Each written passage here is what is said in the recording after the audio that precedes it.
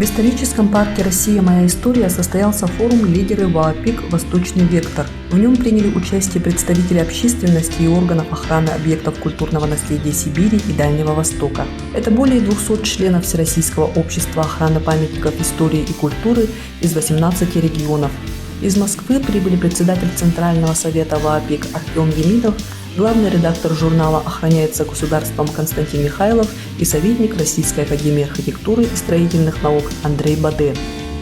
На сегодня ВААПИК, Всероссийское общество охраны памяти, истории и культуры, в Якутии является одним из, на мой взгляд, самых действенных формирований, которые призваны сохранить культурное наследие. Без их поддержки департамент, и любой орган государства замыкается в своих полномочиях. В первую очередь это популяризация. Во вторую очередь это активизация общественных формирований, зарядить их на сохранение культурного наследия. Этот опыт достигается. В частности, мы уже получили поддержку Центрального совета ВААПИК. Они поддержали грант ЯРО ВААПИК, они уже выиграли грант на 2 с чем-то миллиона и уже реализуется. Это, между прочим, при поддержке Центрального совета ВААПИК. Во-вторых, они уже поддержали нашу заявку на реставрацию дома-музея Серго Орджоникидзе на 36 миллионов и готовы дальше поддерживать наши проекты. То есть мы уже использовали этот форум. И, соответственно, мы смотрим с уверенностью в будущее, что мы видим в них очень полезных партнеров в сохранении культурного наследия Якутии. А взамен мы готовы им поделиться опытом, и помочь в консолидации общественности Сибири. Не бывает так, что, допустим, восстановил памятник и успокоился. Не так, потому что на следующий день им по 100, 150, по 200 лет, соответственно, они нуждаются в восстановительных работах постоянно. Поэтому мы никогда не должны успокаиваться, находить все новые средства работы над сохранением, изучением, популяризацией культурного наследия.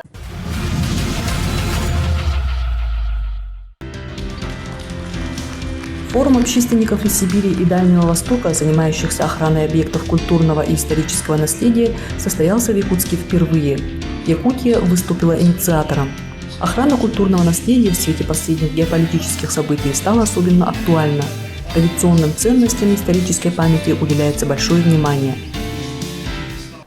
Я считаю, что везде играет роль, в первую очередь, человеческий фактор, кадры. То есть все зависит от конкретных людей, которые живут в своем регионе и как они заботятся о сохранении тех или иных объектов.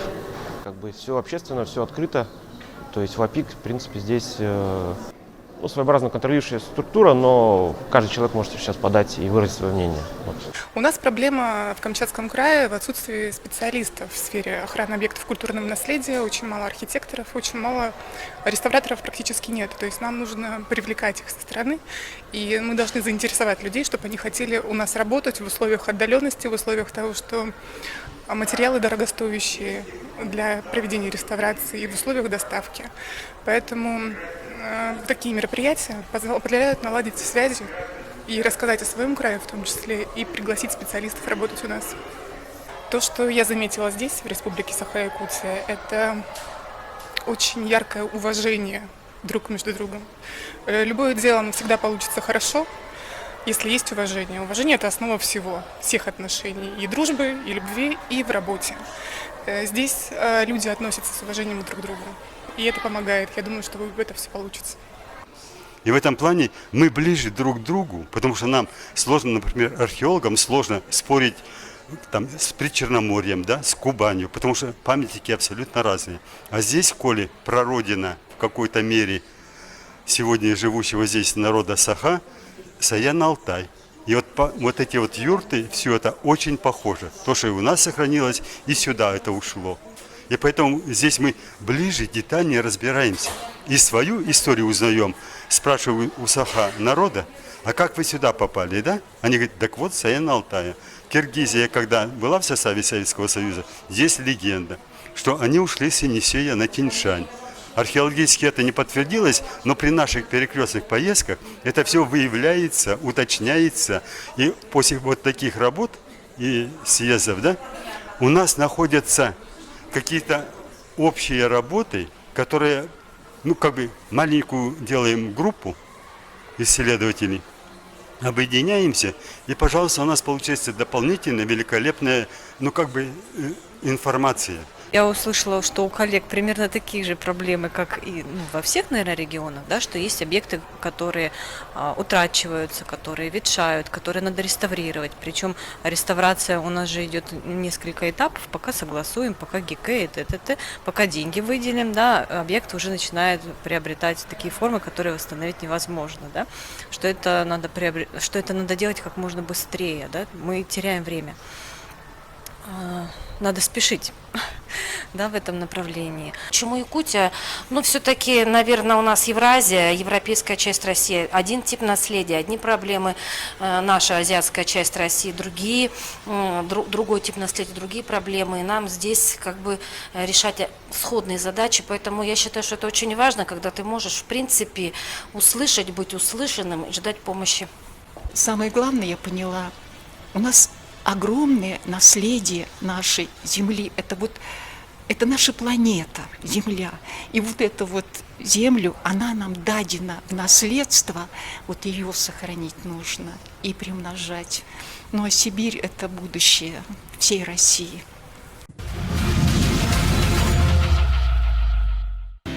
Форум прошел по секциям, где спикеры обсудили вопросы сохранения памятников архитектуры, сакральных территорий и преемственность поколений.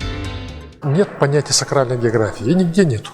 Есть понятие достопримечательное место. Мы его переиначили как для понимания якутского уха, как сакральная география, чтобы дать понять, что мы должны защитить наши сакральные земли. И не зря сегодня модератором этой секции выступает наш коллега из Республики Тыва Амак Николаевич Андар, потому что у них те же проблемы, то есть это защита археологии, священных сакральных мест коренных народов Сибири и так далее. Сегодня мы, вот не побоюсь этого слова, ожидаем все возрастающие угрозы сохранности наших сакральных территорий. Как их защитить? Вот это наша задача. Есть несколько моментов. Или их сделать памятники природы, или их сделать памятниками культуры, или их сделать памятниками археологии. И так, то есть, как их вывести из общего оборота, чтобы на этом месте не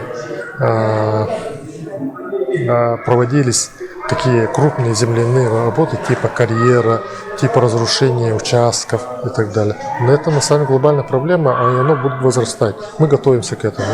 А как мы будем готовиться?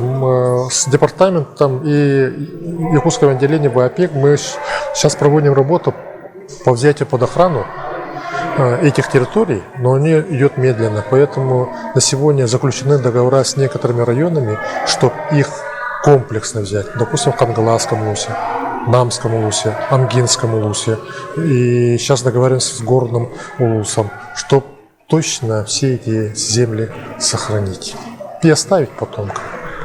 Да, у абсолютно большинства регионов этого опыта нет. У нас более-менее передовой, но есть опыт Республики Бурятия, есть опыт Ханты-Мансийского автономного округа, где они уже давно этим занялись, и фактически вопросы у них снимаются постепенно.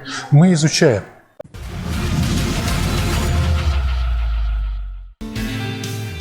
Эксперты из Москвы, Дальнего Востока и Сибири обсудили вопросы развития общества охраны памятников, создания филиалов и увеличения членства общества. Памятники, чтобы жили, очень важно, чтобы финансирование осуществлялось не только там из бюджета, из федерального и так далее. Необходимо делать оборотный капитал, то есть вкладывать с тем, чтобы они приносили некую доходность, процент, и опять вкладывать, поддерживать. Когда самоподдержание, поддерживание идет объекта, это оборот называется, да? И тогда мы можем с уверенностью говорить, что этот объект будет жить. Он будет в хорошем состоянии, его можно поддерживать, все, то есть понятно. Так вот, главное, этот памятник не просто его сделать, не просто его создать, а чтобы он был в этом обороте, и чтобы те финансы, которые, то есть капитализация культурологической составляющей, да, чтобы она поддерживала этот памятник, и не только памятник, и окружающее пространство, и город, и так далее. Вот в чем суть этой работы. И надо выстраивать эти механизмы.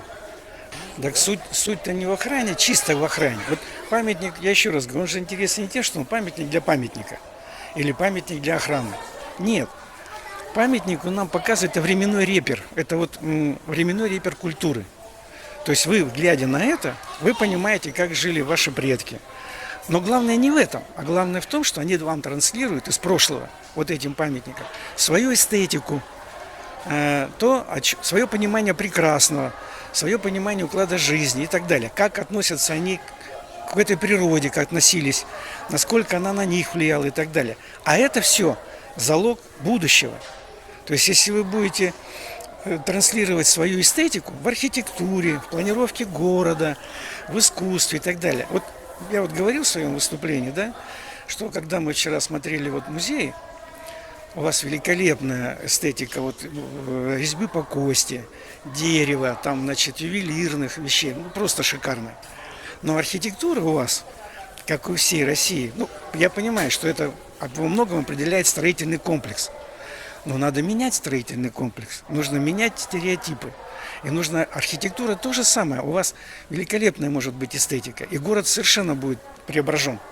И ваши места будут преображены. Вам нужен свой тип жилья, даже вот такого индустриального, но он тоже нужен. И это является залогом уникальности. А тогда и туризм, потому что туристу неинтересно приезжать в Якутск и видеть здесь микрорайоны Питера, там, допустим, или там Новосибирска, или там еще кого-то. А ему интересно приехать сюда и увидеть якутское. Понимаете? Даже современное жилье, но якутское.